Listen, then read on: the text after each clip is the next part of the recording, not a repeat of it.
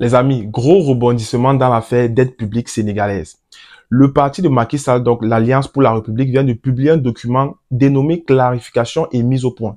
Et le contenu de ce document, c'est vraiment du lourd en fait. Si ce qui est dans ce document est vrai, c'est que c'est vraiment très grave.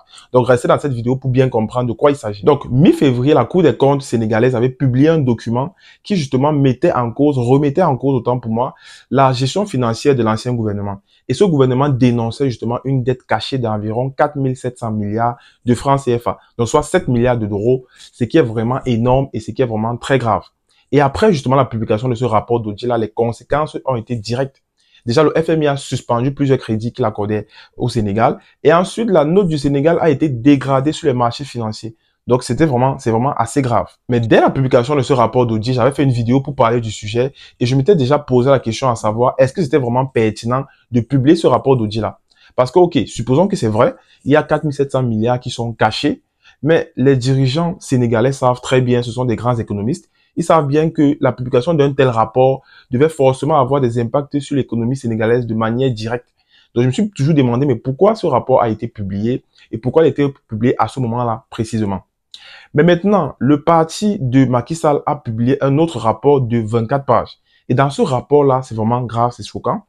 L'argument principal est que la Cour des comptes sénégalaise aurait sciemment confondu et même volontairement confondu en tout cas la dette publique sénégalaise, donc la dette publique de l'État sénégalais, avec la dette de ses services parapublics. Pour que vous compreniez bien de quoi il s'agit, imaginons on a une société qui est parapublique, donc une société qui est peut-être détenue à 51% par l'État et à 49% par des entreprises privées ou bien des particuliers.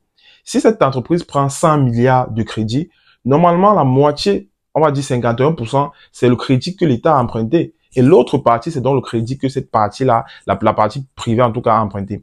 Mais donc, d'après le rapport du parti de Macky Sall, la Cour des comptes a compté toute la dette là comme la dette du Sénégal. Donc, en gros, la Cour des comptes a volontairement gonflé la dette publique sénégalaise juste pour pouvoir cracher sur l'ancien gouvernement. Donc, c'est pour cela que je dis que si c'est vrai, c'est vraiment très grave en fait. Parce que si c'est vrai, pourquoi ont-ils fait cela? Je me suis toujours dit que le nouveau gouvernement devait travailler simplement. Et si après, il n'arrive pas à atteindre les objectifs, il pouvait peut-être brandir ce rapport en disant, bon, nous, on n'a pas pris le pays dans de très bons états, donc c'est normal qu'on n'arrive pas à nos objectifs. Parce que là, maintenant, ce rapport de Dieu va représenter un frein pour justement l'accomplissement du programme électoral que le duo Ousmane Sonko et Bassirou Diomaye Faye ont justement vendu aux Sénégalais. Une question reste en suspens. Entre Macky Sall et le duo Ousmane Sonko, Bassirou Diomaye Faye, qui dit la vérité? Il faut aussi savoir que Macky Sall avait dit quelque chose aussi de très intéressant et très vrai. Il avait dit que la dette qu'emprunte le Sénégal, ça ne peut pas être caché. Dans la mesure où c'est une dette qui passe toujours par la Banque centrale de l'Afrique de l'Ouest. Donc, c'est impossible de cacher cette dette-là. Donc maintenant, vous pensez que qui dit la vérité et qui est en train de nous mentir?